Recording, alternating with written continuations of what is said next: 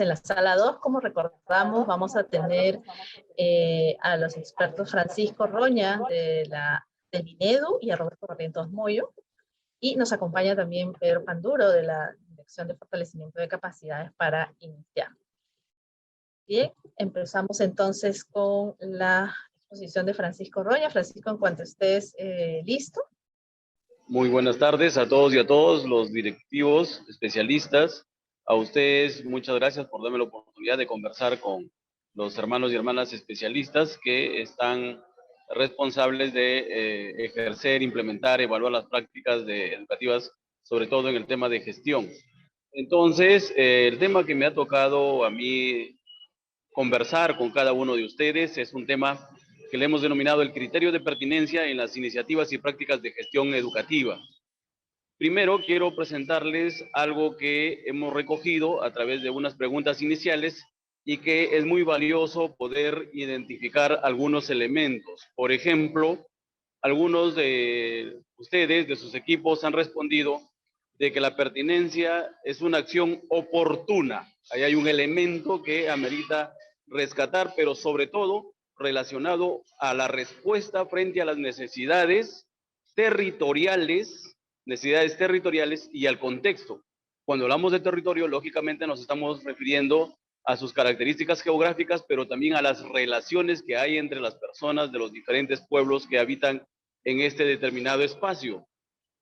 Hay una idea más que dice, bueno, acción oportuna que atiende una necesidad, pero del sistema educativo. Esta idea la vamos a ir conversando en el desarrollo del tema y vamos a ver si es que verdaderamente se queda en pertinencia o tal vez puede ir a otro criterio, pero nos pareció importante rescatar el tema de la oportunidad.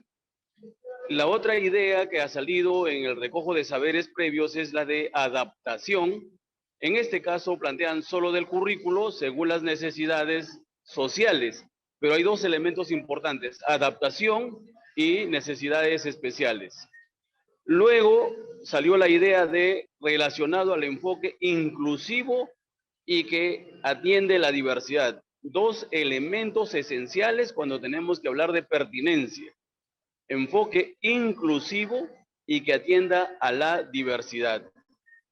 Ahí tenemos una idea más que viene ya no con adaptación, sino viene con adecuación según la población de la institución educativa. Entonces, vamos repitiendo, necesidades territoriales y de contexto, adaptación, inclusivo, tenemos atención a la diversidad, adecuación a la población, y luego viene una idea que me ha interesado mucho porque dice, es congruente, y la congruencia, desde mi punto de vista, es la base para trabajar con un criterio de pertinencia, porque la congruencia te permite hacer un análisis de la coherencia que existe en las relaciones de ideas, en las relaciones de acciones. Entonces, por eso yo estoy planteando, y gracias al equipo que ha planteado esta idea, que es una de las bases que tendríamos que tener en cuenta cuando tenemos que entrar a analizar el tema de pertinencia. Y luego, una idea más que concluye del recojo de saberes, es que son actividades pedagógicas que responden al contexto y a las necesidades de aprendizaje de los estudiantes. Aquí lo que yo rescato es que como estamos en el sistema educativo y nosotros somos responsables del servicio, siempre tenemos que orientar todo lo que hacemos a las necesidades de los estudiantes. Podemos estar actuando con un público que son directores, podemos estar actuando con un público que son los padres de familia, podemos estar actuando con un público que es los docentes, un público de líderes sociales, pero todos apuntan a que trabajemos respecto a los aprendizajes de los estudiantes que van más allá del currículo, como todos ustedes lo conocen. Entonces, esta es una primera, un conjunto de ideas que hemos trabajado a partir de lo que se ha recogido, destacando las ideas fuerza. Entonces, vamos a ver algunas consideraciones, el siguiente por favor, de cómo vemos nosotros el tema de pertinencia. La pertinencia es importante partir de cómo concebimos lo que es cultura, lo que es diversidad, como elementos centrales también, como base para hablar de la pertinencia. ¿Por qué? Porque, por ejemplo, se ha confundido que cuando hablamos del tema de la cultura, estamos hablando solo de las cuestiones materiales. Entonces nos vamos a los vestidos, nos vamos a las ruinas, nos vamos a las fortalezas, nos vamos a toda expresión que tú la puedes observar a través de los sentidos y nos olvidamos que la cultura también es inmaterial. Y nuestra cultura tiene que ver con nuestras formas de pensar, con nuestras formas de comunicarnos. Y es importante considerar esto, ¿por qué? Porque eso te va a llevar a trabajar una atención diferenciada, sobre todo basado en el desarrollo de talentos, que es importante considerar porque cada uno actúa sobre la base que ha desarrollado en la parte física, biopsicosocial. Entonces, si no tenemos en cuenta estas formas de pensar y de comunicarse, unos somos muy hábiles expresando nuestras ideas, otros tenemos cierto temor y aunque sabemos las cosas, no las decimos con la ligereza, no las decimos con la oportunidad en que según el escenario en el que nos toca relacionarnos. El otro tema es considerar las formas de sentir y de actuar.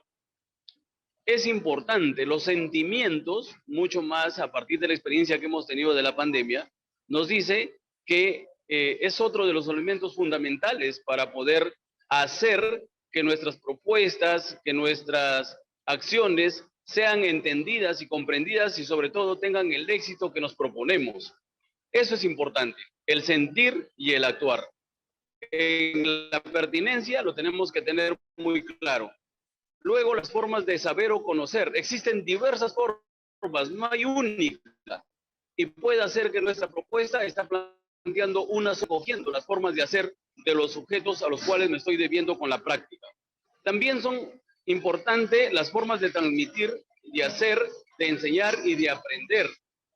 Esto de transmitir, por ejemplo, si nosotros recordamos en nuestra comunidad, y luego hacemos una comparación con lo que hemos aprendido en nuestra formación pedagógica, por un lado nos dicen, por ejemplo, respecto a la atención, concentración, hay que estarlo mirando al que está tratando contigo de frente, y entonces yo puedo estar mirando, pero no puedo estar atendiendo y comprendiendo.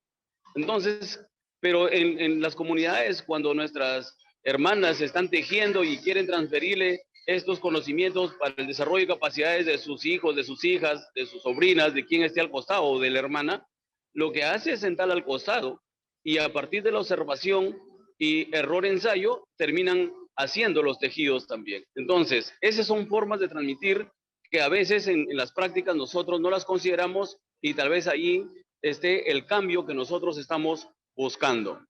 Esto es elemental tenerlo presente respecto a lo que tenemos que ver con cultura, porque justamente la pertinencia fundamentalmente va al aspecto cultural.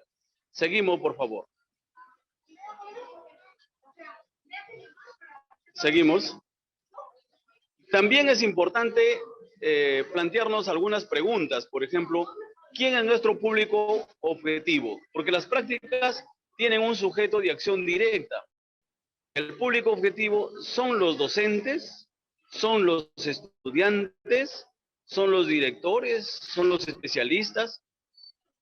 ¿A quién me dirijo con la práctica? ¿A quién evalúo con la práctica? ¿Con quién tengo que desarrollar la práctica? ¿Qué cambios va a generar la práctica? En fin. Y luego, la siguiente pregunta que me tengo que hacer es dónde y cómo y con quién vive nuestro público objetivo. Porque esto tiene que ver mucho con la información que voy a recoger del contexto y justamente esto me lleva a las ideas anteriores que planteaba respecto a las formas de pensar, de comunicar, de transmitir, porque en la relación que uno tiene desde que está en el vientre, desde que nace, en esa relación se construyen saberes, se construyen conocimientos, se construyen prácticas. Y es importante trabajar sobre las prácticas, de tal manera que en algún lado podamos reafirmarlas, en otro lado podamos transitar a un cambio que nosotros estamos proponiendo, pero se parte de lo conocido, se parte de lo que se sabe hacer, se parte de lo que se está convencido y que ha sido construido lógicamente en todo un proceso histórico que cada una de las personas tiene. Y por otro lado, es cuáles son las formas de pensar y actuar, pero de manera ya colectiva. Es importante porque las prácticas que se plantean no van individualizadas. Sería importantísimo que sean así, pero sabemos que no están caracterizadas así y por lo tanto necesitamos que tener, echar una mirada, registrar, observar cuál es el pensamiento colectivo que tiene el público objetivo al cual me debo o para el cual estoy planteando la práctica. Seguimos. En ese marco, entonces, recogiendo las ideas de ustedes y la experiencia que he tenido en la formulación de propuestas de Estado, que comprende al Estado, esté en correspondencia con las necesidades y características de sus contextos sociales y culturales diversos, así como a las demandas locales y regionales y al desarrollo del país. Repetimos entonces, servicios educativos en correspondencia con las necesidades de los estudiantes y las características de sus contextos. Y esto implica entonces, de ser necesario, el desarrollo de procesos de adaptabilidad y flexibilidad conforme lo han señalado en las ideas iniciales. Y ahí estamos de acuerdo. Creo que la flexibilidad es una de las que se suma en las acciones a fin de contar con propuestas pedagógicas y de gestión, pero que sean ad hoc, o sea, que estén asociadas, específicas a las características del público al cual nosotros nos debemos, que permitan a las personas justamente desarrollar aprendiendo a lo largo de la vida. Esto es una aproximación que la estamos proponiendo a partir de lo que hemos recogido y de la experiencia que nosotros hemos desarrollado, y nos parece importante subrayar estos elementos. Y decía en una idea anterior de que justamente la pertinencia no va necesariamente con el propósito del sistema, sino que hace que lo que el sistema, el Estado se proponga, termine concretándose o aterrizándose en función de las características del público al cual me debo. Es importante subrayarlo porque lo que ha ocurrido más bien en toda nuestra vivencia que hemos tenido en todas estas prácticas y en nuestro propio sistema, lo que ha ocurrido es que queremos homogenizar, queremos estandarizar. Con una norma queremos resolver los múltiples problemas que existen en las regiones, en las UGL, en los territorios, y eso no es posible. Entonces, tendríamos que tener claridad para plantear la pertinencia con un ángulo nacional, pero sobre todo para concretar pertinencia o desarrollar nuestras acciones con pertinencia en los ámbitos locales. Es importante hacer este deslinde, es decir, que nuestra política educativa, en la medida que se dé libertad, que se dé autonomía para que las instituciones educativas, para que las UGEL, para que las direcciones regionales puedan plantear propuestas, comprendiendo de mejor manera las necesidades de los estudiantes, que son el fin último, podríamos tener mejores resultados. Y para eso se necesita desarrollar confianza. Luego también se recogió qué aspectos considera deberían ser abordados en una asesoría sobre pertinencia. Y aquí hay unas ideas que me parece destacar. Por ejemplo, consideraciones para la identificación de la situación problemática. Y vamos a conversar algo de eso. El contexto y las necesidades educativas. Identificación de las oportunidades del entorno para la adecuación en el plan de trabajo. Pertinencia con responsabilidad regional e intervención regional. Pertinencia con responsabilidad regional. Es importantísimo partir justamente del análisis de los roles y responsabilidades regionales, porque ahí en las prácticas de gestión, es un comentario que me adelanto, las prácticas de gestión pueden estar obedeciendo a criterios nacionales, a responsabilidades nacionales, y no vamos fortaleciendo las capacidades de las personas, de los actores y los procesos que se desarrollan en las regiones. Por eso es que es importante comprender bien cuáles son los roles y qué nos corresponde, porque hay cambios que tenemos que hacer desde la UGEL, desde el gobierno local, desde el municipio, desde la comunidad organizada, desde las redes de la SUGEL, que no necesariamente tienen que pasar por el Ministerio de Educación, pero a veces eso se confunde y por lo tanto nos alejamos de la pertinencia que queremos desarrollar. También se solicitaba estrategias para la adecuación con pertinencia de la práctica de gestión, acompañamiento pedagógico y efectividad escolar.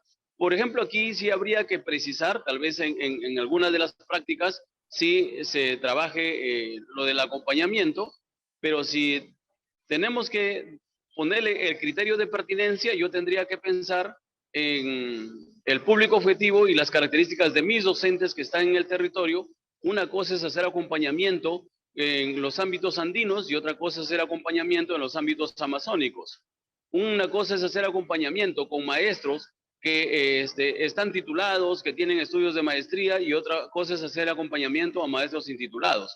O, por ejemplo, algunos errores que hemos cometido, digo, porque he sido parte también de procesos formativos, es que, por ejemplo, en Amazonía se sacó a 2 o 3 que eran los mejores maestros, o en todo caso los que estaban titulados, para ponerlos de acompañante, pero ellos tienen que ir a acompañar a maestros que no han podido todavía concluir su carrera. Entonces, la valla, el nivel se pone más abajo y por lo tanto las estrategias tendrían que cambiar, y eso no ha ocurrido como hubiésemos querido. Luego, hay una idea de alineamiento y adaptación. Aquí hay que tener cuidado cuando ponemos alineamiento, porque justamente eso es la que nos lleva a tomar decisiones estandarizadas. Aquí hay que ser críticos y creatividad, que lo van a ver en el siguiente bloque, pero es importante entrar a la criticidad, como también la pertinencia tiene que ver con el reconocimiento de las discrepancias, con el planteamiento de los debates, cómo pones de manifiesto tus intereses personales con los intereses institucionales para entrar a intereses superiores que te permitan actuar de mejor manera. Y eso tiene que ver de cómo organizas también tu oferta formativa en la formación docente o en la contratación, para que sea acorde al perfil que necesitas para las instituciones educativas. Creo que ahí, por ejemplo, a nivel del ministerio todavía estamos muy lejos, porque el enfoque de competencias que tiene ya más de 15 años planteado, por ejemplo, pero en la organización curricular y en el desarrollo curricular no hemos podido avanzar a organizarnos de tal manera que ayude a trabajar a los estudiantes de manera integrada y que pueda facilitar condiciones para que puedan desarrollar sus competencias y aprendizajes. También salió la idea de currículo educativo e importancia de culminar estudios de secundaria. Esta es una acción específica, seguramente es una característica puntual de alguna de las prácticas. Y la última idea que sale es por qué y para qué de la implementación de la práctica de gestión. Y varias de estas cosas las vamos a seguir conversando en las diapositivas que tenemos para conversar con ustedes, valga la redundancia. Entonces me he referido y hemos tomado como insumo lo que señalan los criterios cuando tienen que hablar de pertinencia. Y hay una pregunta, es cómo identificar elementos del contexto social, cultural y geográfico. Lo estoy poniendo en general para no entrar a abordarlo uno por uno, porque eso nos puede perder y es mejor verlo de manera integral. Entonces, lo primero es que tenemos que diferenciar las necesidades del público objetivo versus intereses. Cuando estamos hablando de necesidades, son identificadas por el actor que va a desarrollar la práctica de gestión, es decir, por el especialista de UGEL, por el coordinador del proyecto, por el jefe de recursos humanos, en fin.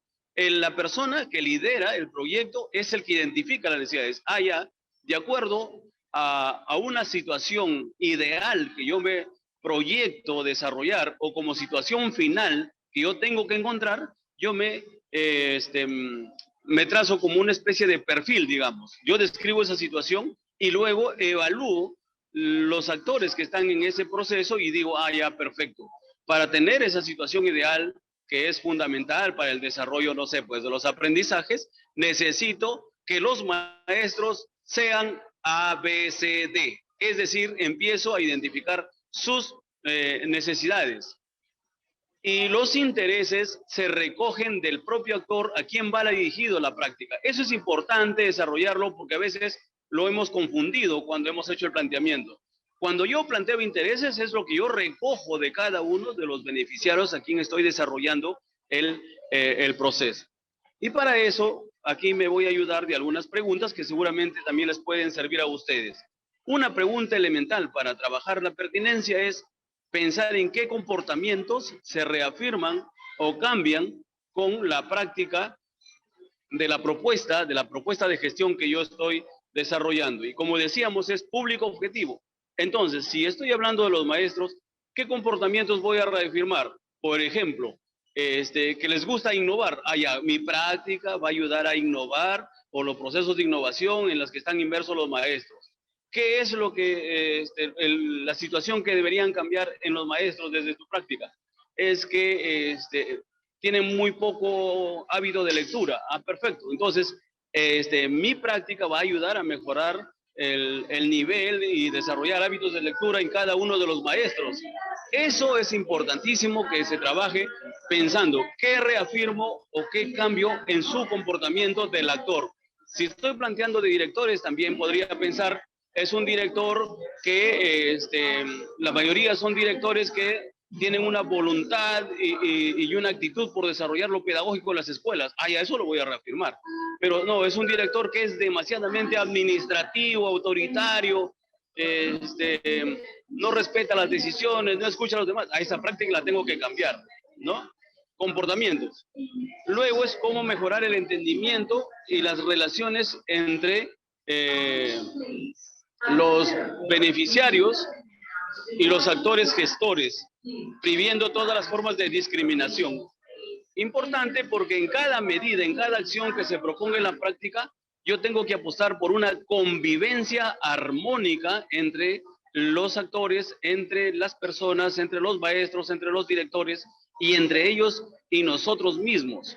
Una práctica de gestión tiene que ayudar a levantar la comprensión de las diferencias de cada uno de nosotros y la reafirmación de las oportunidades que debemos generar en cada uno para poder desarrollar. Ese es mejorar el entendimiento de las relaciones. Por otro lado, ¿en qué medida la práctica promueve mayor participación en la toma de decisiones? La experiencia me ha demostrado que en la medida que tu práctica tiene más nivel de participación de los beneficiarios, tu práctica va a correr, va a ser la más exitosa. ¿Y saben por qué? Porque a nosotros nos gusta que nos tomen en cuenta. Eso es pertinencia. Porque nos gusta que nos escuchen. Porque también somos importantes. Porque también merecemos la misma oportunidad. Entonces, mientras tu propuesta es más participativa, y eso estoy recomendando incluso ahora a los maestros, que en las aulas de la participación sea un énfasis cotidiano y no organicen los chicos de una manera neutral o con un estándar que después lo evalúan al año y no les da resultados. Es importante entonces la participación en la toma de decisiones y a distintos niveles, lógicamente. Luego, otra de las preguntas para trabajar la pertinencia podría ser ¿qué condiciones y estrategias se establecen para desarrollar la identidad con la práctica? Esto también es una buena experiencia. Cuando tú haces que el beneficiario se identifique con tu práctica, que le encuentre todo el valor y porque tú has sido pertinente, y aquí aprovecho para conversarles. Fíjense que cuando yo fui jefe del proyecto de educación rural, un piloto que después fue el famoso PEAR, a mí me dijeron de que yo empiece a capacitar en comunicación y matemática, ¿ya? Y entonces toda la preparación la basamos en comunicación y matemática, pero cuando yo hago el levantamiento de información, encontré que los problemas no eran comunicación y matemática, sino los problemas eran justamente de relaciones entre los maestros. Eran dos maestros en una escuela y los dos estaban peleados. Era un tema de relaciones. Entonces yo empecé a trabajar una línea de trabajo que no estaba en el proyecto, que tenía que ver con autoestima. Y trabajamos talleres sociales de autoestima, de reconocimiento, de valores, de aprecios, de decirnos las cosas con franqueza, en fin. Y de acá los jefes casi me sacan del proyecto porque me dijeron que no estaba cumpliendo con los indicadores del proyecto, que era de comunicación y matemática. Y yo lo que les dije es que me dejen hacer esa primera parte y que después lo de comunicación y matemática va a correr. Es fundamental entonces que se tenga en cuenta este tipo de procesos. Y cuando los maestros, fíjense, los maestros, les dijimos que íbamos a un segundo módulo que iba a ser de gestión sobre proyectos educativos institucionales, salió la huelga. Y entonces dijeron, ya, esa va a pasar la huelga y no se va a suspender todo el proceso formativo. Y a los directores les dijimos, señores, ¿van a ir a la huelga o seguimos con el proceso formativo? Seguimos con el proceso formativo y no entraron a la huelga. Eso es identidad con tu práctica. Entonces, cuando se hacen suya la práctica, te la van a defender. Puede estar el líder, no puede estar el líder, y eso va a ser sostenible. Eso también es pertinencia. Luego, es importante pensar en qué medida la práctica se diversifica e incorpora saberes de los pueblos, como, por ejemplo, las formas de comunicación, en qué lenguas está. A veces estamos en los ámbitos bilingües, andinos, estamos en territorios quechuas y no hacemos la práctica en quechuas. No, el elemento lengua no está presente en tu práctica porque dice, no, es que mi práctica es de innovación tecnológica.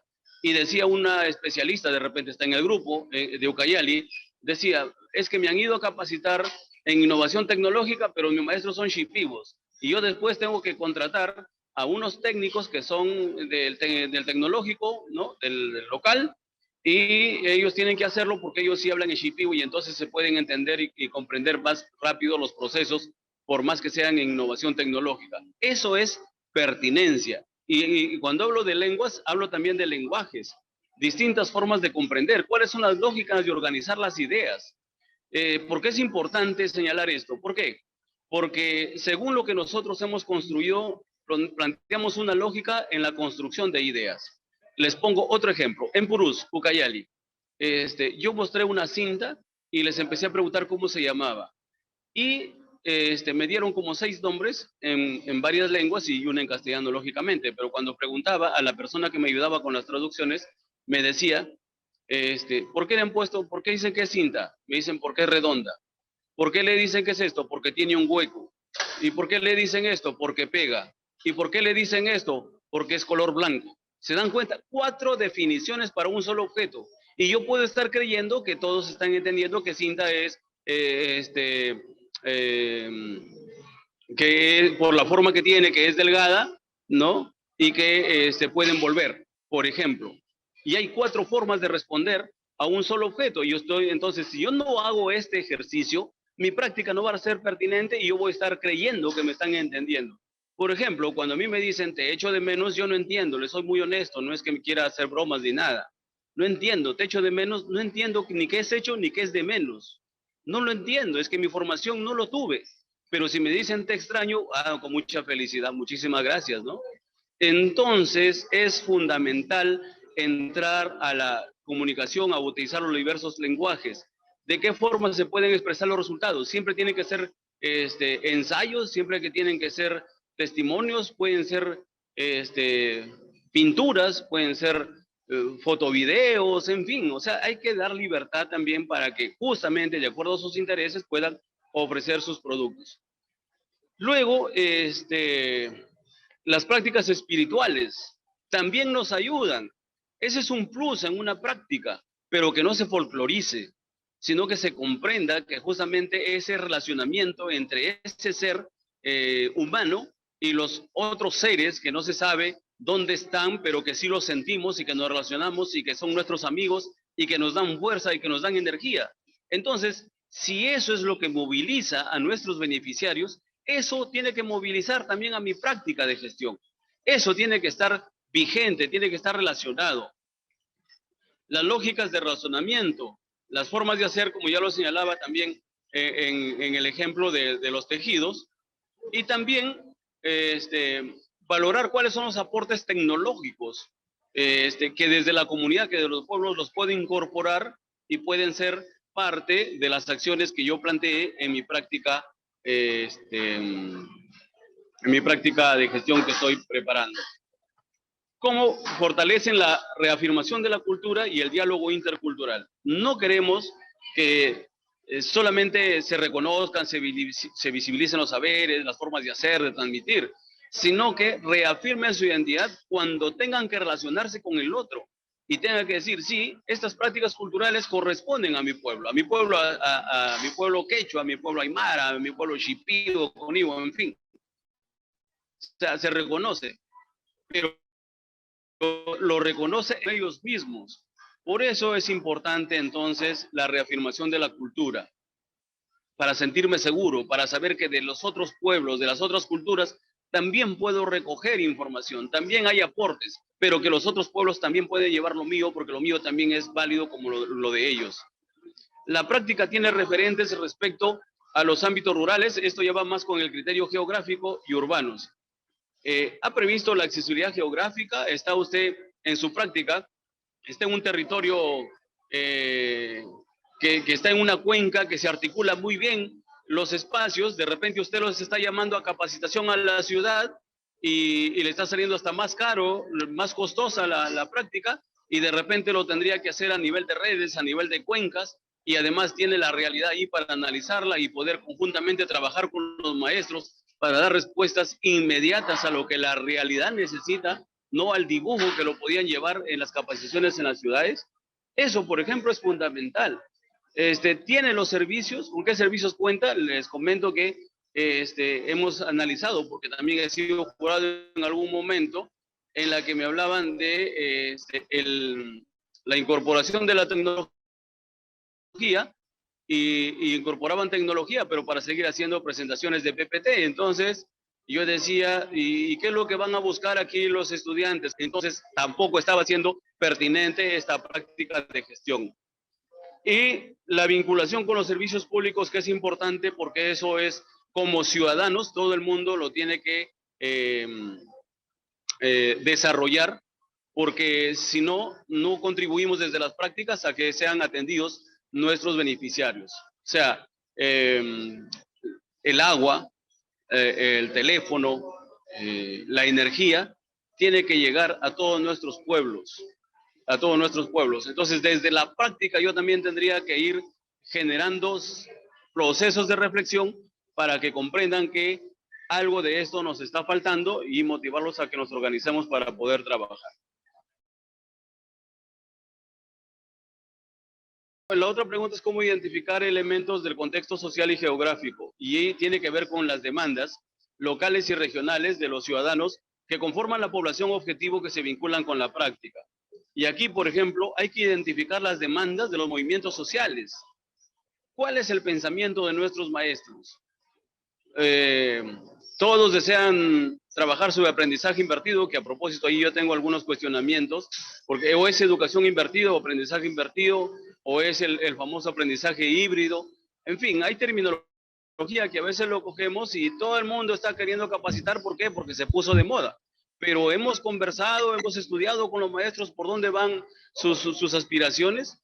Tal vez sea desarrollar la investigación revisando y adecuando los métodos que las universidades hoy nos ofrecen y que no están ayudando a hacer la investigación. ¿Cuáles son los conflictos sociales que podían detener mi propuesta? ¿A qué se están oponiendo los directores, los docentes? Y para que mi propuesta no tenga ningún inconveniente. ¿Y cómo me vinculo con lo que vienen haciendo los gobiernos regionales, los gobiernos locales, con propuestas educativas, las propuestas pedagógicas, la Asamblea Nacional de Gobiernos Regionales, el REMURPE, la Asamblea de Municipalidades, en fin, que también desarrollan propuestas, y a veces en el territorio nos cruzamos los pies y terminamos sobrecargando al beneficiario? Pues entonces tiene un maestro que le están cayendo 100 estrategias encima, alguna de ellas tiene que fallar, y por lo tanto nuestra práctica corre ese riesgo. Y el otro tema que les decía con el pensamiento colectivo tiene que ver con las aspiraciones. Cómo la práctica, por ejemplo, ha identificado si los actores están preocupados por mejorar la salud de la población, por el cuidado del ambiente, por tener mayor producción y acceso a los mercados, porque todas las personas accedan a una educación de calidad. Hay que se visibiliza y reconocer y valorar la cultura de los pueblos. Reivindicaciones, ¿cuáles son las reivindicaciones que tienen los maestros, los directores o los especialistas mismos? ¿Y cuáles son los procesos formativos? Por ejemplo, Sabemos que en Huancavelica, en Cusco, tienen un equipo de formación de formadores en EIB. En Apurímac es Quechua para Todos. En fin, mi práctica tiene que estar vinculada con estos procesos. Y para cerrar esta parte, entonces, algunos ejemplos de cómo plantear la pertinencia cuando nos hacen las preguntas, cuáles son las políticas y o estrategias y o planes con las que se vincula la práctica. Miren, tenemos que pensar en ordenanzas regionales que ayudan justamente, pero hay que especificar la vinculación en todas ellas, el proyecto educativo nacional, regional, las políticas específicas, modelos de servicio. Y aquí hay un ejemplo de cómo vincular, porque no es solo señalar si existen estas políticas, sino decir, la práctica se vincula, por ejemplo, en el número 1, las prácticas se vinculan con el lineamiento 1.5, generar estrategia para la transmisión intergeneracional y la revalorización del patrimonio cultural inmaterial y conocimientos, tradiciones cuyo servicio, promoción de las experiencias del patrimonio. Entonces, ¿esto qué es? La política de cultura. Entonces, estoy vinculando la política de cultura y seguramente mi práctica tiene que ver con el desarrollo de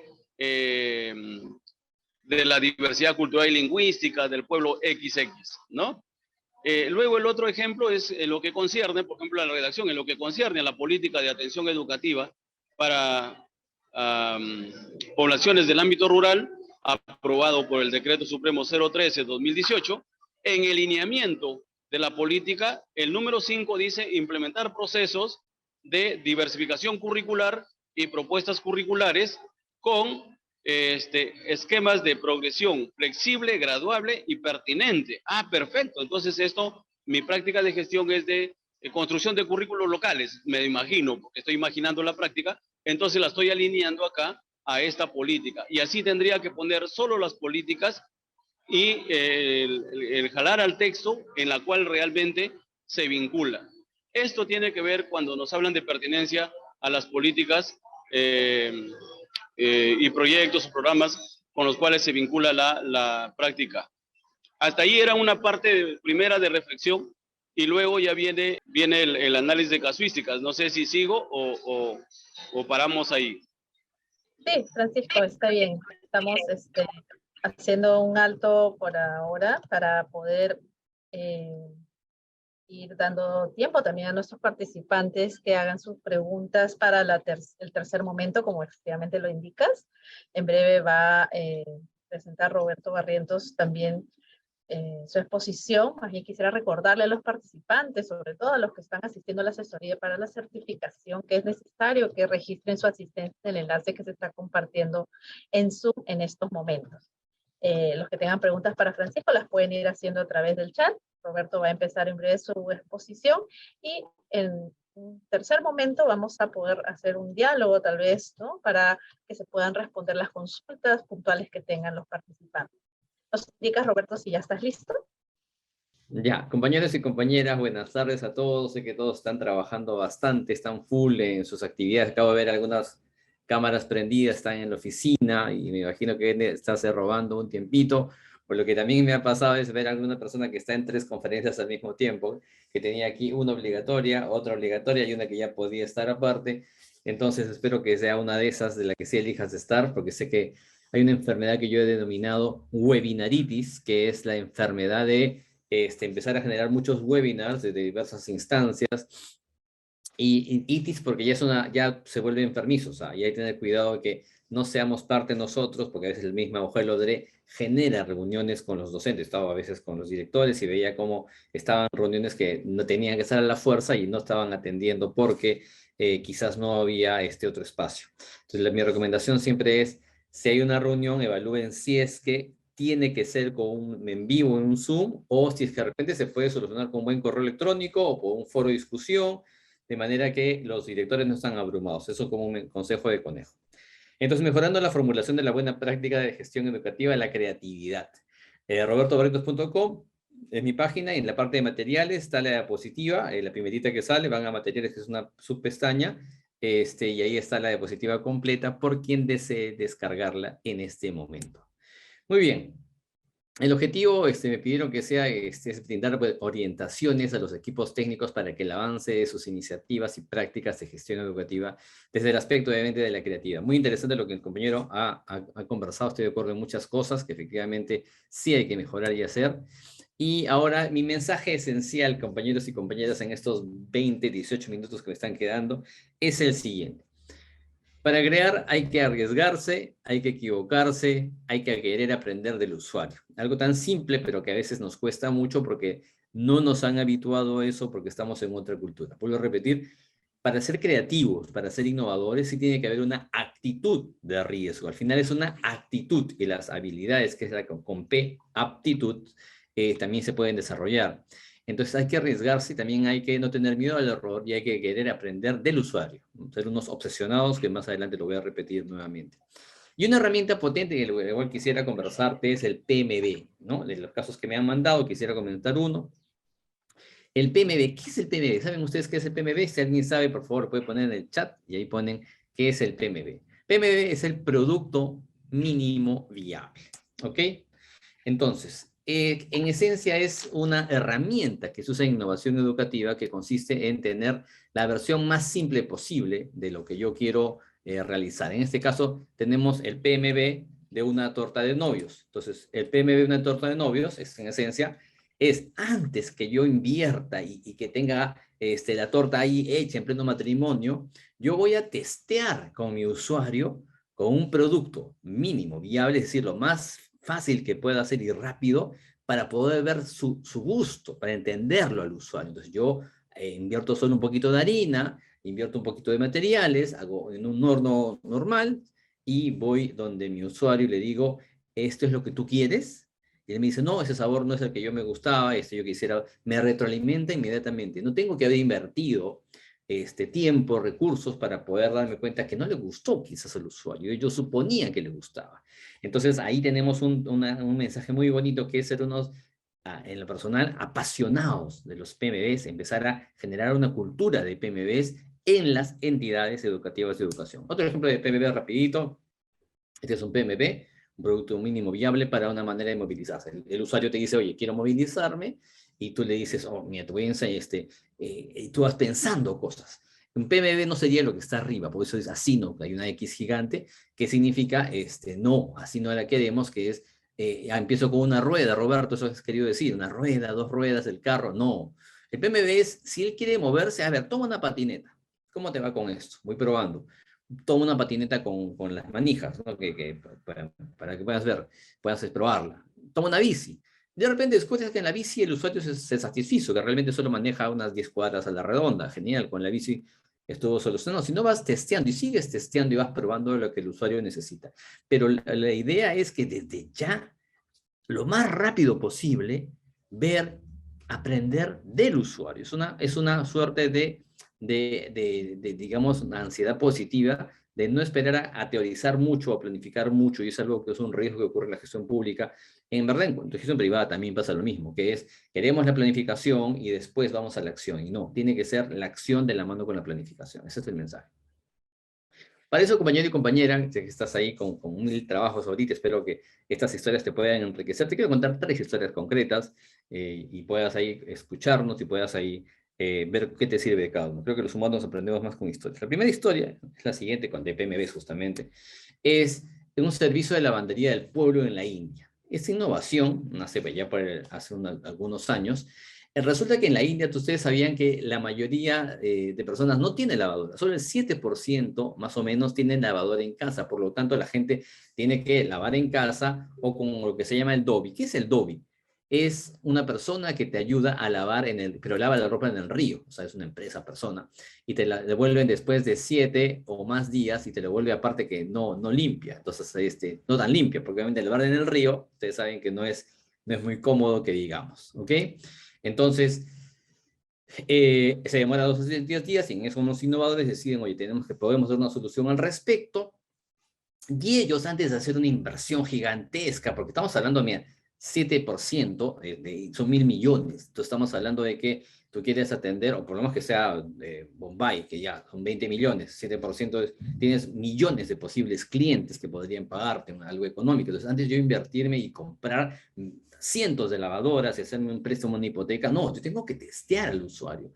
Entonces la idea de solución dijo, ya, hacemos un servicio de lavandería, pero ¿cómo testeamos? Invirtieron nomás $5.000 con un puesto, un par de lavadoras para poder rápidamente testear qué quiere la gente, ¿no? Testearon a la gente qué es lo que ella quería y primero sencillamente era una combi que se paraba en cada cuadra, rotativamente cada semana, y la combi estaba ahí y para que la gente se acerque, dejen la ropa, la combi se llevaba la ropa y la devolvía, ¿no? Luego fueron preguntando a la gente y fueron viendo que la gente no, tenía un cierto tipo de desconfianza porque decía, te voy a ver mi ropa y veo que estás en una combi, puedes desaparecer, no tienes un local, entonces nunca más te voy a ver, te vas a robar mi ropa. Entonces el usuario quería también algo más seguro, sentir que... Entonces diseñaron otro carrito que es como ya una tiendita, con una combi ya como tienda, como carpa, para que la gente vea que es algo más estable. Y luego generaron otra versión que ya es un pequeño puesto de 130 centímetros de ancho que se quedaba cada 10 cuadras en una zona determinada, ¿no? Para recoger. Y miren, esta intención, esta obsesión de desde ya, más que hacer mi compra de 100 lavadoras, es comprender a mi usuario qué miedos tiene, qué piensa, qué sueña, qué necesita para que él me use. Miren lo que ocurrió, la venta solo en un año, el año 2009, esta empresa había lavado 36.000 kilos de ropa. En el año 2010 aumentó a 120.000 kilos de ropa. Estamos hablando de casi un crecimiento de casi claro, 4 veces más de ventas, porque al final esto es un tema de ventas, negocio, varias rupias de lo que cuesta. Ahí vienen una foto de la imagen ya de las últimas versiones, ya el producto final, como ya el diseño final de los ambientes. Entonces miren como un ejemplo de que se aplica a todo, en verdad, el PMB. Tienes una actitud de aprender al usuario. Primera historia, esta historia acaba bien porque al final el usuario estaba feliz y vendieron mucho, el negocio ha crecido, es un negocio que cobra barato y llega a muchísimos, ¿ok?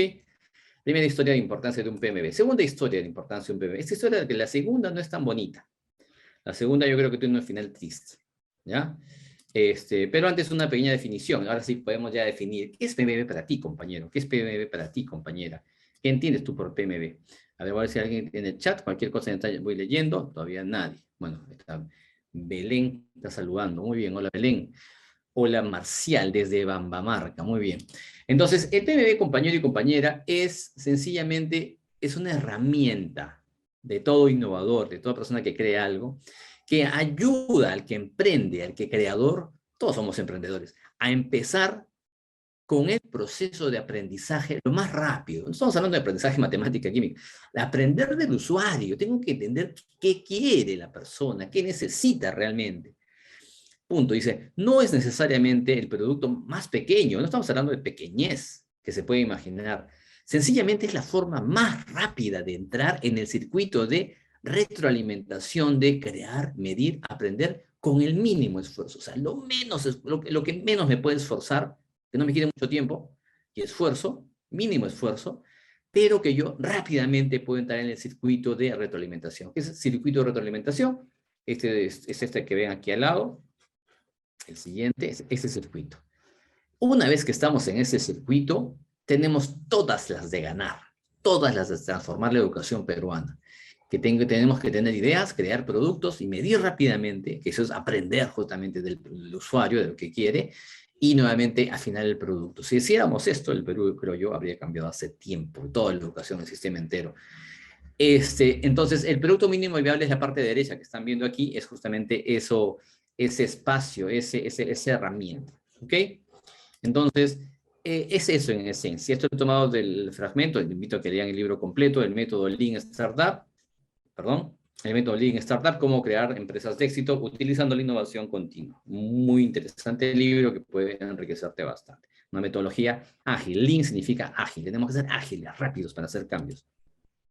Y en el Estado se puede hacer muchas cosas. Ahora viene la historia no tan triste, porque una historia que en lo personal creo que no aplicaron un PMB, no tuvieron productos mínimos, viables, rápidos para poder entender al usuario.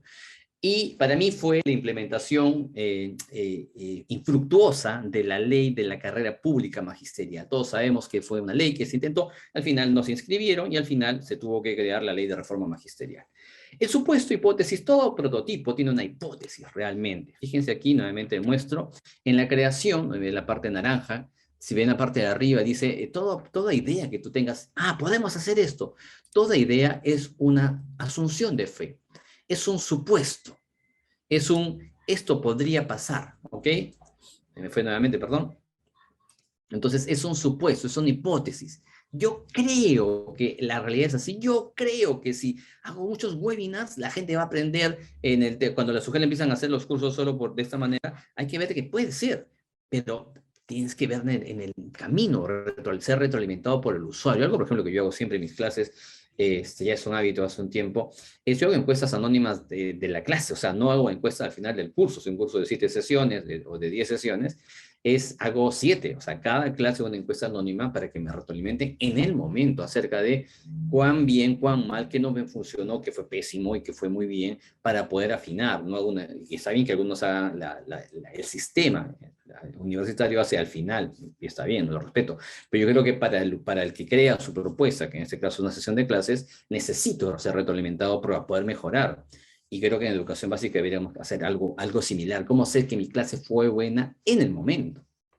Entonces es un ciclo de retroalimentación que tenemos que entrar. Entonces, el supuesto o hipótesis que la ley tuvo, después de varias entrevistas que pude hacer, fui parte de un equipo de evaluación de parte del Ministerio de Economía y Finanzas hace algunos años para evaluar el impacto de la misma, y descubría que todos los que entrevistamos de diversas oficinas que lideraron esto decían: había un supuesto de que al usuario le interesaba más el incremento monetario. Por eso, si se acuerdan, lo que la ley de la carrera ofrecía es duplicarte el sueldo, pero realmente la duplicación fue sobre el RIM, sobre la remuneración íntegra mensual. Entonces, aparentemente se te duplicaba, pero realmente tu sueldo permanecía igual. Entonces, la lógica fue: les vamos a aumentar 300 soles, 500 soles, porque mi hipótesis es que el usuario quiere la plata. Pero no, eso no era cierto. La realidad, si hubieran testeado antes, era que el usuario no prefería la plata. El usuario docente prefería la estabilidad laboral. Y se había generado un rumor de que era la ley del despido masivo. Y ahora miren el cuadro conmigo. Si están mirando el cuadro, miren la cantidad de vacantes que se abrieron y la cantidad de postulantes y la cantidad de incorporados el año 2009. 20.000, compañeros, plazas listas para que los profesores, los colegas se unan. Solo 6.000 incorporados, ni siquiera el 30%. Año 2010 se lanza otra vez 45.000 plazas para entrar a la ley, 32.000 postulantes. Es decir, a la gente no le interesaba entrar. 12.000 incorporados. Y ya miren el 2011, 60.000 plazas. 15.000 postulantes. Ya con esto es un claro aviso de que fracasó totalmente la idea. Y mi supuesto, o sea, mi análisis de esta situación es que si se hubiera testeado más rápido, si hubieran tenido un producto mínimo viable, ¿qué puede hacer un prototipo? Un prototipo, compañeros, puede ser un storyboard, que es una pequeña secuencia de pasos, como una historieta pequeña. Puede ser un juego de roles, puede ser una maqueta, puede ser muchas cosas. O sea, la cosa es que yo tengo que tener algo para que el usuario interactúe con ello y me diga: no me gusta, sí me gusta, y entender qué quiere el usuario, y se hubieran dado cuenta que mucho tiempo antes de lanzar la propuesta se hubiera podido hacer un testeo rápido, aunque sea con 3 profesores de cada región del país, y se hubieran dado cuenta que el profesor no quería solo un aumento de sueldo. Todos queremos un aumento de sueldo, pero valoramos más esa estabilidad laboral. Y se dieron cuenta muy tarde, recién en la mitad del 2010, recién gente del ministerio empezó a bajar a las regiones urgentemente para poder decirles: no, no es cierto lo que están diciendo algunos, que va a haber despido masivo, mira, la evaluación es después de 3 años, etcétera, etcétera. Ustedes saben que la misma ley de reforma magisterial, ¿cuántos despidos masivos ha habido realmente? Porque al final la CPM ha sido la madre de la reforma magisterial, muchos artículos son los mismos. Entonces, ahí ven ustedes que fue una estrategia que, en mi opinión, fracasó, porque pudo haber entendido al usuario docente, a los 400.000 docentes, más rápido, antes, para no hacer algún esfuerzo que de verdad es un esfuerzo grande. Sacar una ley, convocatorias masivas, son costos, o sea, barato no es. Y sin embargo fracasó. Y al final, obviamente, como todos saben, ya se tuvo que lanzar la ley que ya todos pasamos de la ley de profesorado a la ley de reforma magisterial. Entonces aquí no hubo un PMB, que es la conclusión. La importancia del PMB es para todo: para lanzar negocios, para políticas públicas, para un UGEL, para una buena práctica, para lo que tú quieras. ¿Ok, compañero? Y la última, si me permiten, yo quiero contarles una historia personal. que es mis PMB. Yo he hecho un PMB este año, tuve mi hipótesis, una hipótesis, que el producto mínimo viable tiene detrás una hipótesis, y ahí se crea el producto, ¿no? Mi hipótesis fue la siguiente: yo quería transformar un colegio, y dije, voy a ayudar a transformar el sistema, y dije, voy a entrar a un colegio con todo, a transformarlo. Y fue sí. Generalmente una hipótesis tiene un sí y entonces. Traten de redactarlo de esta manera porque les va a ayudar a poder explicitar lo que ustedes están pensando y luego a validar o invalidar lo que es que la hipótesis no funcionó, que el experimento falló. Porque al final toda innovación es experimento. Estoy viendo una experiencia para ver si funciona o no funciona y sobre todo para aprender del usuario. Entonces, miren, sí, ofrecemos a los docentes un acceso a buenas prácticas educativas centradas en la persona, como dice la ARM, la última, la de centrarse en la persona, y también el Proyecto Educativo Nacional, que lo dice en papel, pero en la práctica no lo hacemos todavía. Si ofrecemos experiencias a los docentes, dice, ¿mediante qué? Mediante la observación, que él pueda mirar, o pueda ser modelizado por otro docente. O dos, mediante la observación de cambios en estudiantes más rezagados. Cuando el docente mira, no hablarle de la pedagogía nueva, sino decirle, mira, esta pedagogía cambió al niño que nadie podía. Entonces, la hipótesis era que si se hacía esto, o si también lo llevabas a que, mira, vamos a ir a otro colegio que mira una manera sorprendente de educar a la persona. Entonces, empezarán a cuestionarse, a abrirse un cambio en sus creencias pedagógicas y comenzarán a cambiar sus prácticas en el aula e implementarán la propuesta. Ya, mi hipótesis, ahí voy a contar la historia, en verdad, algunas cosas funcionan, otras cosas se invalidó, no es así, el profesor el problema no es solo que el profesor tiene que observar y ser modelizado, observar cambios de estudiantes más rezagados para que él empiece a cambiar su práctica, es más complejo que esto, es lo que aprendí obviamente, y implementarán la propuesta. En mi caso no se implementó la propuesta. La primera, observarán, miren estas fotos, fue muy bonito, fuimos a un aula de un colegio Montessori que está basado en, ahí viven en la competencia 29 del currículo nacional plenamente. Cada niño, el profesor no lidera nada. Los niños son independientes, desde 1 año y medio he visto niños sirviéndose agua con jarritas de vidrio. Año y medio, no, perdón, año y 9 meses lo he visto. Entonces el nivel de independencia del niño es interesantísimo.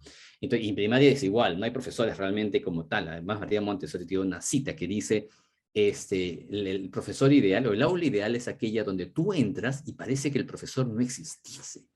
Te parece que no hay profesor, porque el ambiente tiene que educar. Imagínense eso en nuestro sistema que hemos hecho creer que el centro es el profesor. Alumnos, mírenme a mí, yo soy el centro, alumnos, yo. Y no es así. Entonces, pero ¿cómo hacemos eso? Y no hablándole a un profesor, sino más bien llevándolo. Entonces, la primera hipótesis fue, vamos a llevar. Y de primero a tercer grado fueron las chicas a observar salones de primero a sexto grado. Ahí pueden ver en la del medio, está Luisito observando, hay un salón, miren, independencia de los chicos, o sea, no hay clases como tal, y están aprendiendo muchísimo. En la parte de derecha pueden ver el salón vacío para la salida, miren cómo son salones de distribución del aula, el ambiente tiene que educar. Y en la parte izquierda ya la conversación final con la directora. Me sorprendió que la mayoría de profesores estaban, pues, hasta los más escépticos, que algunos yo los vi escépticos, decía, estoy encantadísima, estoy fascinada. O sea, profesores que trabajaban en pedagogía tradicional se dieron cuenta que realmente si tú empoderas a los estudiantes, pasan cosas sorprendentes, pero no hablándoles, sino llevándolos a un colegio que todo el colegio ya lo vive. Y fue interesante. Pero lo que me di cuenta es que, ¿por qué no lo lograron aplicar? Porque quizás inició una apertura. Yo estoy segura que se fueron con una inspiración, pero quizás el sistema hace que tenga que seguir presentando sesión masiva para todos por igual, porque en este modelo cada niño hace lo que quiere en un sentido, o sea, trabaja su actividad de aprendizaje que él decide trabajar. ¿Ok? Entonces, primera, digamos, aprendizaje, bueno, más adelante lo voy a mostrar. El segundo, y una metodología innovadora que yo decidí implementarla, que yo sí tengo un convencimiento que puede cambiar el sistema educativo peruano y es el futuro. Sin embargo, aprendí varias cosas. Se llama el modelo de aprendizaje basado en la colaboración y el diálogo, la relación tutora o ABCD. Ya googleando si quieren, es lo máximo, te transforma la vida.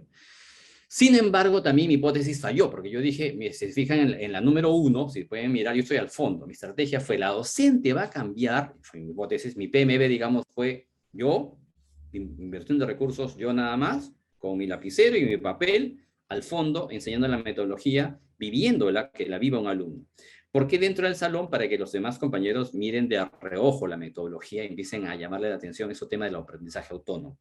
En la foto 1, en verdad estoy yo con Matías, creo, sí, Y está ya, al lado mío está una niñita, Dana, que fue la primera que tutorié. Estoy tutoriando a una niña que tiene un nivel de autismo y está también tutoriándola en tema de matemáticas, ¿no? Los tutorías en cualquier tema que quieras, o sea, le llamamos tutoría, pero no es como queremos nosotros tutoría, es tutoría en sentido de acompañamiento pedagógico. Cada niño se vuelve profesor, ahí está, todos se vuelven profesores en temas, en todas las áreas del currículo. Y en la 2 ya pueden ver aquí a la niñita, ya que tutoreando a una niñita que tenía, miren la atención, la paciencia, está tutoreando un tema matemático, de aritmética, muy interesante, se llama el desafío de cuánto me falta para cumplir 10.000 días de nacido. Y bueno, ven ahí, la profesora miró en todo momento la práctica, miró a los niños exponer, sustentar y se sorprendió, pero sin embargo yo no vi las ganas de aplicarla en el aula, porque sentí, después ahí quiero ir a los aprendizajes. El número 3 pueden ver aquí a Matías, tutoreándole a su compañero, y miren esa mirada de atención, esa mirada realmente involucrada. No está como en otros casos en las clases masivas tirado sobre la carpeta, aburrido. Está atento, está realmente tratando de entender las dificultades del compañero. Y en el paso 4, para una mayor expansión, cuando ya se había formado casi un salón, casi 2 salones de clases, realmente lo manejaba el modelo. Ya invité a toda la UGEL, todos los especialistas de UGEL tenían que vivenciarlo. La hipótesis fue que tienen que vivenciarlo para que ellos también se animen a vivirlo. Obviamente se cuestionaron bastante porque los especialistas aquí no fueron como docentes.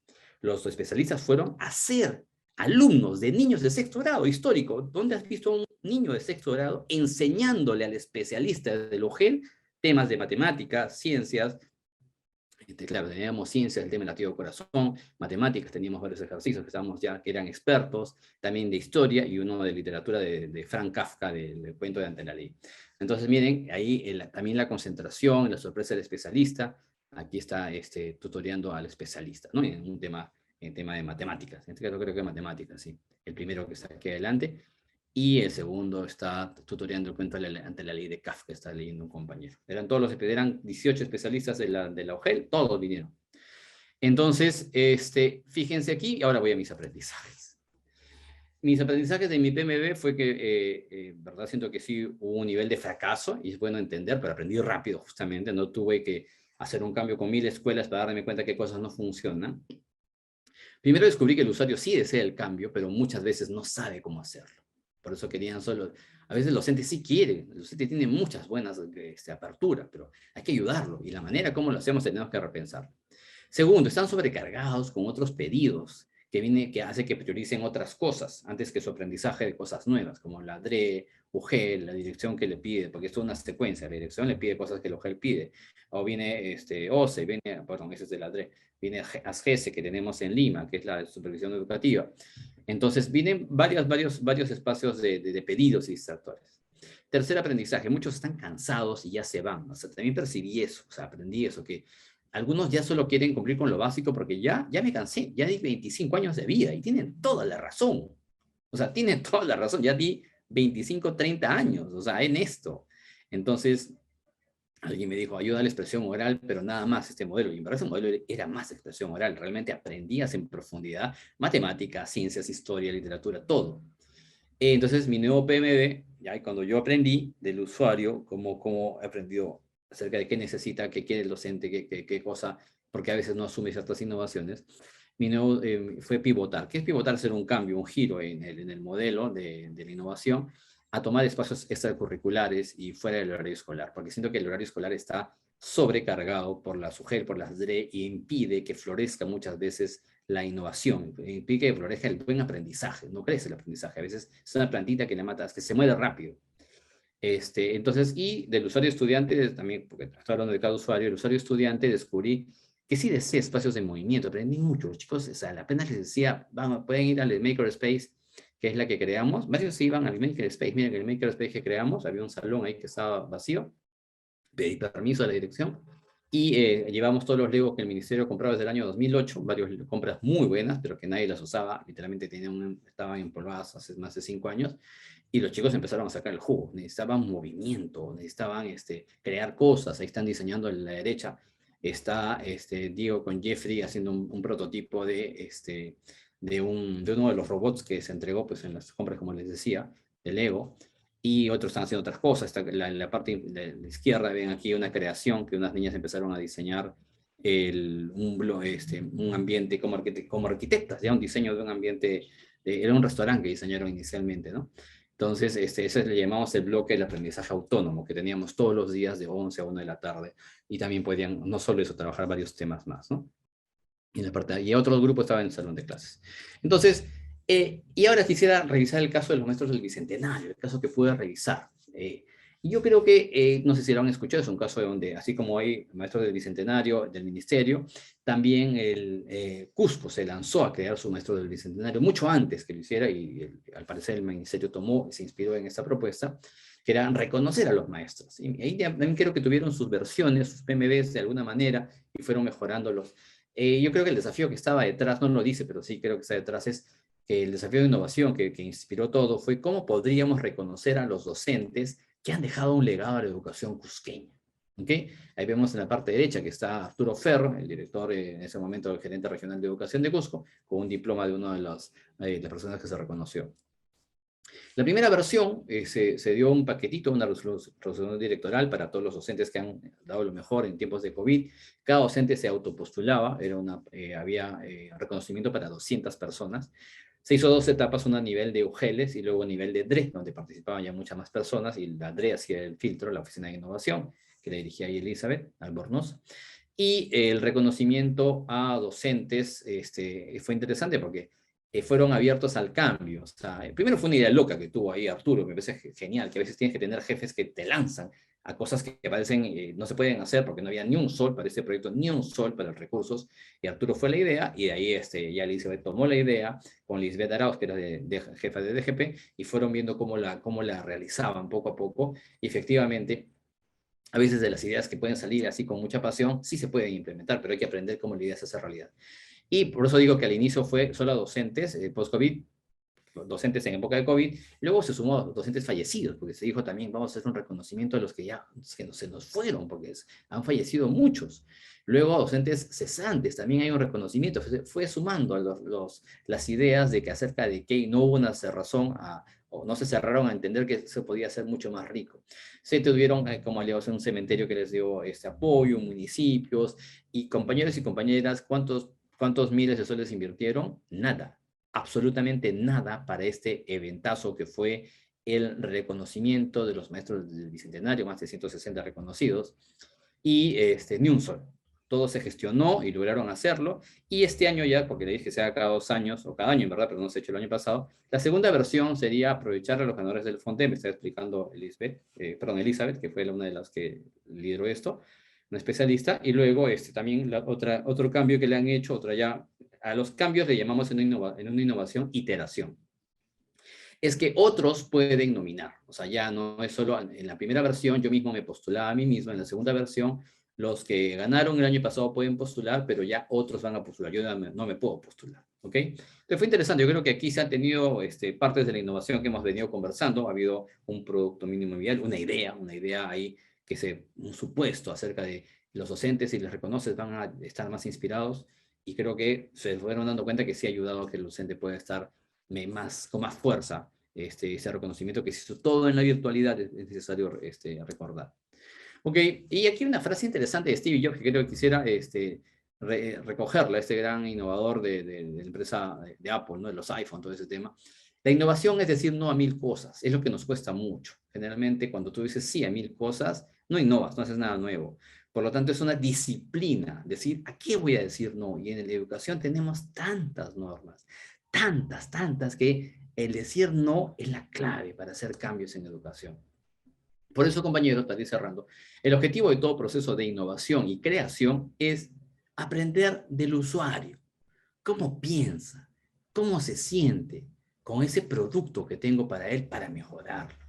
Si hiciéramos esto, como les he dicho al inicio, se cambió el Perú y hasta podemos cambiar el mundo, pero no hacemos eso. Generalmente más nos obsesionamos con nuestras ideas que tienen que funcionar antes con lo que el usuario necesita. Por eso la frase que yo tengo aquí es convertirte en un obsesionado con servir al usuario.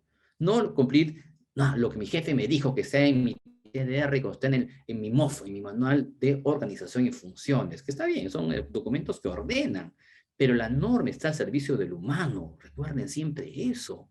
Si no, podemos construir un campo de concentración como Auschwitz y como Hiroshima, bombas atómicas. Si nos guiamos con que, si nos volvemos servidores de la norma, es lo peor, es la peor perversión que podemos hacer. La norma está al servicio, ¿ok? Por eso mi servicio es primero al usuario. Y ahí me hago algunas preguntas que les dejo ahí para que ustedes de tarea que reflexionen. ¿Cuánto sabemos de qué piensa acerca de los estudiantes, ¿no? Los niños, jóvenes? ¿Cuánto sabemos de qué piensa, cómo se siente? ¿Qué está haciendo un estudiante? Sobre cuáles son las mejores maneras y modos en que aprende. ¿Entendemos realmente? O nos hemos dado cuenta que los chicos en verdad se aburren hace tiempo en la escuela y que no estamos entendiendo y que hace tiempo nos gana YouTube, hace tiempo nos gana TikTok, hace tiempo nos ganan los videojuegos, hace tiempo ya nos ganaron para entender cómo se mueve y eso usarlo para el bien, porque a veces lamentablemente algunos negocios no lo usan para el bien, pero tú tienes que entenderlo, pero ellos sí lo han entendido, eso es lo que nos diferencia. Ellos que ya te ganaron, sí lo han entendido. Por eso todos están ahí metidos en eso. Entonces, yo tengo que entenderlo para llevarlo donde yo quiero. Pero si no lo he entendido, ¿qué voy a hacer? Digo, no, sesión de aprendizaje. ¿Has probado que eso es lo que sirve para que el usuario saque lo mejor de sí? Segunda pregunta. ¿Estamos testeando modelos diversos? ¿Estamos dando permisos a las escuelas para que testeen? No, Roberto, es que la norma, vuelvo a repetirte, la norma está al servicio del humano. Y toda norma es interpretable. ¿Tú podrías hacer modelos de innovación? Claro que lo puedes hacer. Tú tienes que entender cómo esa norma justamente justifica ese modelo de innovación. Pero Roberto, ya tenemos varios modelos. No, es que justamente aquí hablo de que cada escuela tiene que inventar su modelo. Hace algún tiempo le vi como una compañera celebraba que en el ministerio se creó el modelo de educación técnica ya por normativa.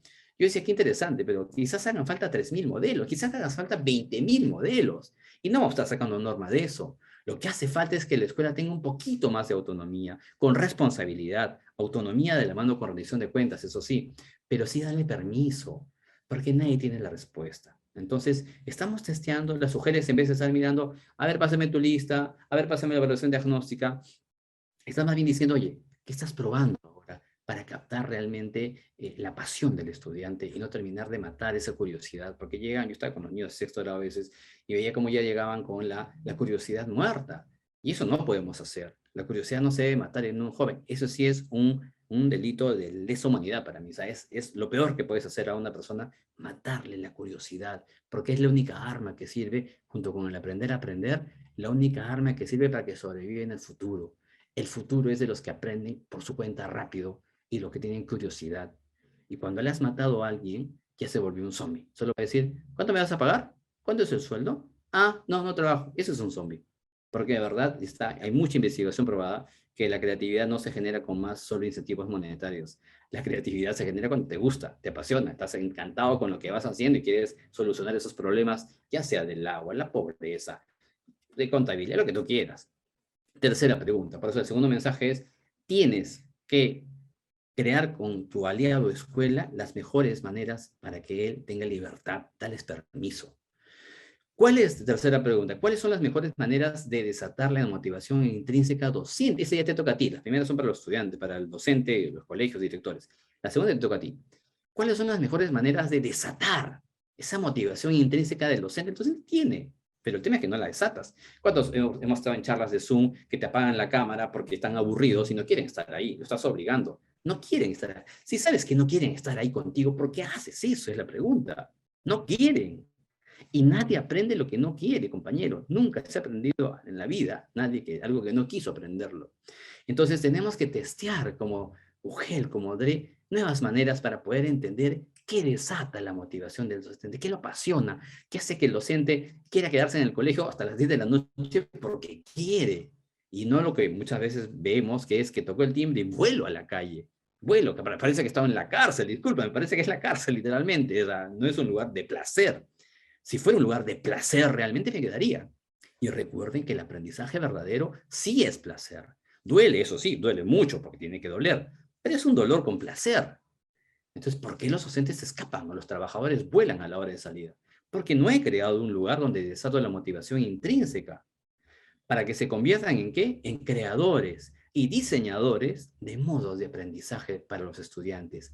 Yo tengo que generar eso de motivación para que ellos diseñen, creen modos, no sencillamente cumplan con un papeleo, no con lo que antiguamente se decía, viene un especialista para revisarme la carpeta. Ya olvídense de eso, o sea, tenemos que trabajar gente que cree diseños y que rinda cuentas de los diseños de aprendizaje para los estudiantes. Y por último, usamos el currículo y sus dispositivos, como son la evaluación diagnóstica, la planificación curricular, sesiones, como un medio, como un fin. Igual que la norma. El currículo es un medio, está muy bien.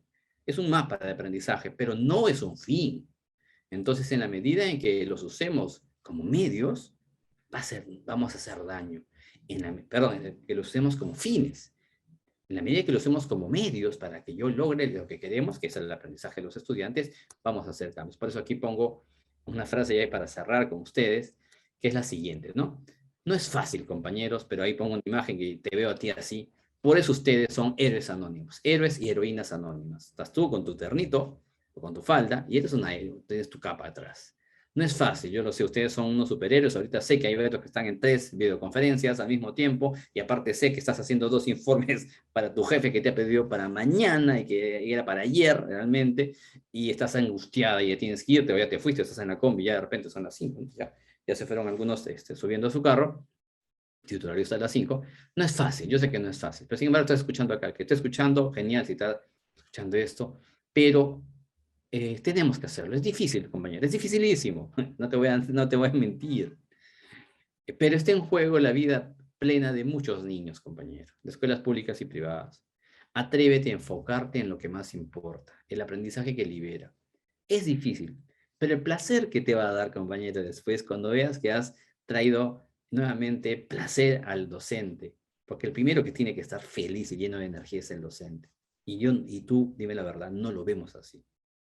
Está cansado, está angustiado, está estresado. Entonces, cuando lo hagamos, el niño también vamos a generar ambientes para ellos de la misma manera. No es fácil, es difícil, pero te va a tener un placer increíble. Y cierro con esta frase nuevamente de gran Richard Elmore, que dice, ¿qué es aprender, compañero? Aprender es nada más y nada menos que la capacidad de modificar conscientemente creencias, entendimientos y acciones en presencia de la evidencia, experiencia y reflexión. Es decir, que yo decido cambiar mis creencias, mis comprensiones, la matemática, la ciencia, la química, pensaba que era esto, ahora sé que es eso, pensaba que era de otra manera, pensaba acerca de mí mismo, de la vida, del amor, cosas que, o sea, aprender, si no hay lágrimas, no hay alegría, eso no es aprender. Entonces, eso es aprender, compañeros. Si no está viendo esa modificación consciente de mí mismo, de lo que yo creía, de mis comprensiones y también de mis acciones, con una evidencia clara, con experiencia y reflexión, no estamos trabajando realmente aprendizaje y eso no se logra con un informe trimestral de informes de progreso, se logra de una manera distinta que tenemos que descubrirla juntos, que eso es un poco el mensaje final que les doy. La tarea es esta. Tenemos que hacerlo juntos y ustedes son unos superhéroes de verdad, porque están en lugares muy difíciles. La gestión administrativa es bastante desafiante, pero es posible. Muchas gracias. Muchas gracias, Roberto. Muchas gracias. Espero que nuestros participantes estén motivados, salgan con ganas hoy de innovar, de ver con creatividad cómo Sí. abordar la gestión educativa. Justamente en una de tus últimas láminas donde dice que es aprender, también estamos aprendiendo a hacer gestión educativa. Y ese es uno de los objetivos que tenemos dentro de la comunidad de práctica, porque seguramente hemos llegado a la UGEL o a la DRE, pero no necesariamente por haber tomado un curso de gestión. Estamos aprendiendo en la práctica y ahí rescatamos los aprendizajes que nos dice Roberto, ¿no? Todo esto se puede trasladar a todos los espacios, escenarios donde estemos trabajando desde nuestro expertise, quizás como maestros de aulas, pero ahora que están ustedes en las DRE y en la SUGEL, están a cargo de ver efectivamente qué estrategias, qué iniciativas pueden implementar teniendo estos pasos que nos ha mencionado Roberto y también Francisco con respecto a la pertinencia para hacer que nuestras estrategias sean pertinentes, sean creativas e innovadoras y poder conseguir resultados distintos, ¿no? Que es finalmente lo que se busca al momento de innovar con una buena práctica. Estamos ya en la fase entonces de preguntas, no hemos visto que se han compartido algunas tal vez por el chat. Roberto nos está compartiendo en este momento el enlace a los La recursos. presentación y también más información donde pueden encontrarlo. Así es. Pero si alguien en este momento desea intervenir con alguna consulta, tanto para Francisco como para Roberto, es el momento de hacerlo. Estamos ya en el tercer momento de la asesoría. Sería interesante además que puedan plasmar esas inquietudes que seguramente tienen y que los mantienen a esta hora conectados a esta asesoría, como les hemos comentado desde el inicio, que forma parte de esta ruta de fortalecimiento a ustedes como gestores de las instancias de gestión educativa descentralizada. Si alguien desea tomar la palabra, levanta la mano, le habilitamos el micro en estos momentos. Francisco también se encuentra en sala para poder absorber algunas inquietudes. Sí, Fanny Correa dice, de la TRE Amazonas, hola Fanny, un gusto conocerte por este medio. Excelente, Roberto, completamente de acuerdo con las buenas orientaciones para mis guardianes del bosque, para su buena práctica, que es guardianes del bosque. Excelente, Fanny, espero que te sirva y haz tu PMB. Recuerda que no es tan complicado y búscalo en internet, ¿verdad? Si quieres profundizar, hay mucha información al respecto. ¿Alguna otra consulta, comentario de los especialistas que están conectados el día de hoy? Sí, buenas tardes con todos. Adelante, Elizabeth. Se me escucha muy bien, porque aquí hay interferencia. ¿Desde qué DRE UGEL se conecta? De la UGEL 08. Estoy viendo aquí la asesoría que nos están realizando. Yo les agradezco muchísimo porque sí es muy necesario. El especialista Carlos estaba mencionando cosas muy importantes sobre la innovación, ¿no? Que tenemos que realizar desde la UGEL. Somos los responsables para poder empezar a liderar en las instituciones educativas. Me interesa mucho el tema de comunidades de aprendizaje para la innovación en cuanto a la gestión de los directores, ¿no? En las instituciones educativas, ya que trabajamos con redes también aquí en la UGEL 08. Y estoy muy interesada para seguir mejorando estas prácticas pedagógicas desde la gestión, ¿no? Así es, en la comunidad de práctica, bueno, puedes encontrar una serie de recursos también. Te agradezco tu participación y espero que el equipo técnico de la UGEL 8 pueda revisar los recursos que tenemos en la COP, participar de las siguientes asesorías también. En caso de tener alguna idea, ¿no? Alguna estrategia que ya estén implementando y que requieran mejorarla en su implementación, pueden contar con las asesorías personalizadas también dentro de la comunidad de práctica.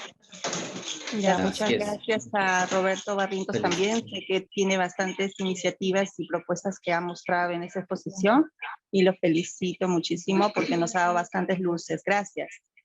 Gracias a ti, mañana estaré en Cañete y ahí te iré a saludar personalmente, Elizabeth, a las 11 estaremos llegando más o menos. Nos ya estaremos nos veremos. viendo. Gracias, ¿Alguien Roberto. más? Sí, ¿alguien más de los participantes que tiene alguna consulta para Roberto? Buenas tardes, sí. Rocío de Amazonas. Adelante, Rocío. Bueno, sí, gracias. Bienvenido. Yo quería comentarle, ¿no? A Roberto, de que nosotros estamos percibiendo, no sé si está bien el término, como un hartazgo de los maestros, lo que decía de repente que hemos ido generando a raíz del uso excesivo de webinars y videoconferencias, ¿no? Entonces, muchas veces queremos implementar algunas experiencias usando la tecnología, pero ya sentimos que los maestros quieren que se haga de forma presencial. Esa es la situación que actualmente venimos observando, ¿no? Como que estos 2 años de aislamiento, si bien es cierto, la tecnología ha sido un aliado importante, pero creo que en muchos casos ya se ha llegado a hacer uso excesivo. Entonces, ¿de qué manera nosotros quizás podemos, por ejemplo, cuando hablamos de comunidades de aprendizaje, lo cual es importantísimo, pero requiere las comunidades virtuales de aprendizaje de que el docente esté conectado, ¿no? Necesitamos de que dé su tiempo en horario extra. Y como bien lo decía Roberto, pues hay una saturación también de cuestiones administrativas. ¿Qué otras alternativas podríamos implementar ahí para poder primero recoger, escuchar a los docentes y luego trabajar con ellos el trabajo colegiado? De repente hay algunas experiencias que nos pueda compartir. Gracias. Tu micro, Roberto. Gracias, Beatriz. Muy bien, compañera, muchas gracias por tu comentario. Efectivamente, hay dos cosas que diría nada más. La primera es, a veces la innovación más simple es la innovación de aquella, de cosas antiguas, como el diálogo. O sea, preguntar a la gente qué te interesa realmente. O sea, un docente, ¿por qué ha perdido esa apatía? No digo que hagas una encuesta a todos, pero puedes conversar con dos. A dos sí puedes conversar, ¿qué ha pasado? O sea, ¿por qué te has sobrecargado con esto? ¿Cómo te sientes? ¿No? ¿Qué te interesa aprender? O sea, la pregunta que el docente también debería hacer al estudiante, nosotros deberíamos hacerla también al docente. ¿Qué te interesa aprender? ¿Cuáles son tus temas de interés? ¿Cómo voy a ayudar para que lo sigas aprendiendo? Eso es uno. Y dos, el otro tema es también cómo estamos por casa, es decir, un especialista, cómo le va a dar al docente pasión por la vida y por aprender si el especialista tampoco está lleno de energía. ¿Cómo estamos los especialistas? ¿Estamos recargados de energía al 100%? ¿Estamos apasionados? ¿Encontramos sentido a lo que hacemos o también sentimos que ya al hacer informes resulta ya, resulta a veces aburrido y cansado, porque entiendo que a veces hay que hacer todo informe? Me acuerdo que cuando ayudamos a Cusco a que haga un plan de mejora, a veces había informes que eran muy gruesos que había que hacer. Tratamos de que se reduzca el tamaño, que sea informes de 2 páginas, pero igual uno de los jefes dijo igual habría que tenía que tener un tipo de extensión, ¿no? Hay otras cosas que sí se logró innovar o reducir, para que funcione mejor, pero hay cosas que no. Entonces, por eso, la primera es eso, el diálogo sobre una pregunta tan simple como ¿qué te interesa? ¿Cuáles son tus intereses del docente al niño? Y van a descubrir que el niño más que parecía el más aburrido de todos, no estaba aburrido, sencillamente eso no le interesaba. Y te interesan muchas cosas interesantísimas, redundando. Y segundo, del especialista al docente. Y tercero, que el docente, el especialista tiene que también reenergizarse. Yo tengo que mejorar mi calidad de vida, ¿no? O sea, primero mi nivel de significado. Entiendo bien por qué hago lo que hago, encuentro un sentido, estoy energizado. Segunda pregunta que uno tiene que hacerse es, ¿cómo son mis interacciones? Creo interacciones positivas durante el día como especialista. ¿Con quién interactúo? Yo creo que, o sea, las creo, que tengan una carga muy positiva. Me junto con la gente que me da más carga positiva para que yo transmita al docente cuando llego esa alegría, o sea, esa sonrisa que debería yo de llegar. O es más, a ver tú esto, o más pido solo a controlar, a ver tu lista, a ver qué has hecho esto, y llego con mi ficha y no voy como un amigo. La escuela necesita de amigos, compañero.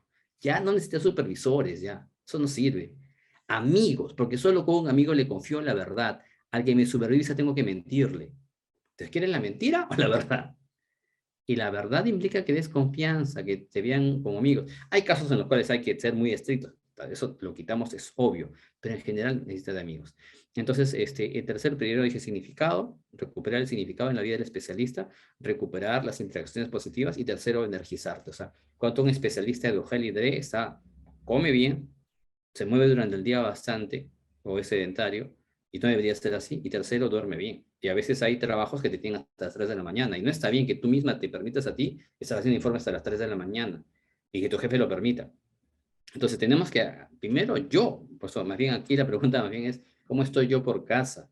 Y el primero que tiene que luchar por sí mismo eres tú. Ese es el gran mensaje para que después lo contagiemos de energía, lleno de energía, cargado yo 100% mi batería, le contagia a los docentes y el docente 100% de energía contagia a muchos niños que de verdad necesitan de eso. Okay, Y a nivel gracias, de prácticas, Roberto. perdón, muy específicas que me Así decías, ahora dame indicaciones generales, sí hay muchísimas, en verdad sí podemos seguir conversando, lo que hacemos en las comunidades de aprendizaje, el proyecto ABCD que les he comentado que estaba aplicando, es genial, todo Cusco lo quiere aplicar, estamos muy entusiasmados del aprendizaje basado en la colaboración y el diálogo, otro que es para mejorar la deserción estudiantil, que es el Big Picture Learning, es muy interesante que estamos haciendo en Sullana. Entonces ahí hay muchas cosas que después se puede seguir conversando. A mí gracias por tu interés. y vamos preparando, Joshua, el video de certificación, por favor, para poder compartirles efectivamente esta motivación y este aliciente, como bien mencionaba Roberto, que tenga un objetivo, ¿no? Todos los participantes en la ruta de fortalecimiento a través de las asesorías especiales, asesorías de expertos como la de hoy, tienen la posibilidad de certificarse en 100 horas en implementación de buenas prácticas de gestión educativa. Vamos a conocer un poquito más de eso en el video que nos va a proyectar Joshua. Certificación en diseño e implementación de buenas prácticas de gestión educativa. Hola, recuerda que ahora participar de la Comunidad de Práctica de Gestión Educativa, COP, te ayudará a alcanzar una certificación que sirve para tu escalafón. Te cuento los 3 pasos para lograrlo. Paso 1. Participar de las asesorías de expertos. Mira la programación en la sección de eventos de la COP. Ten en cuenta que las asesorías de expertos son brindadas por expertos académicos de prestigiosas instituciones. No olvides registrar tu asistencia para recibir la información de cada asesoría. Paso 2. Responder el test. Todos los que se registraron en la asesoría recibirán un correo con el video, la presentación y el enlace para responder el test de la asesoría. Paso 3. Realizar el desafío lúdico. Diviértete pasando el desafío de la asesoría y listo. Misión cumplida. Son 8 asesorías que se realizarán hasta el mes de septiembre. Recuerda registrar tu asistencia en cada asesoría, realizar el test y pasar los desafíos lúdicos. Y así alcanzarás tu certificación de 100 horas en buenas prácticas de gestión educativa. Estamos seguros de que lo lograrás. Ministerio de Educación. Siempre con el pueblo. Gobierno del Perú. Bicentenario del Perú, 2024. Muchas gracias con esta motivación, pequeña motivación. Queremos despedir la asesoría del día de hoy, animándolos a seguir participando en la ruta. Si no han podido asistir a la asesoría 1 y 2, que también han estado vinculadas a mejorar la formulación, la implementación de sus prácticas de gestión, las pueden encontrar en la COP. En breve nos van a compartir también el enlace de la comunidad de práctica para que la conozcan, para que se puedan inscribir y conocer estas oportunidades que tenemos, que como bien nos dice Roberto, lo hacen en sus tiempos libres, a veces quedándose hasta más tarde en las oficinas para poder tener este espacio que necesita a veces la creatividad, la innovación, y que a veces durante la jornada diaria no nos permite hacerlo. Y eso es uno de los alicientes que tenemos en la comunidad de práctica, poder brindarles estas actividades a través de la COP y la certificación que este año estamos presentando. Quiero agradecerle a Francisco Roña y a Roberto Barrientos, quienes el día de hoy nos han acompañado, eternamente agradecidos por estos tiempos también que nos brindan estas lecciones aprendidas, pero sobre todo por compartirnos su motivación en esta ruta de mejora. Muchas gracias, y a todos también los invitamos a participar en la COP. Certificación en diseño e implementación de buenas prácticas de gestión educativa. Hola, recuerda que ahora participar de la Comunidad de Práctica de Gestión Educativa, COP, te ayudará a alcanzar una certificación que sirve para tu escalafón. Te cuento los 3 pasos para lograrlo. Paso 1. Participar de las asesorías de expertos. Mira la programación en la sección de eventos de la COP. Ten en cuenta que las asesorías de expertos son brindadas por expertos académicos de prestigiosas instituciones.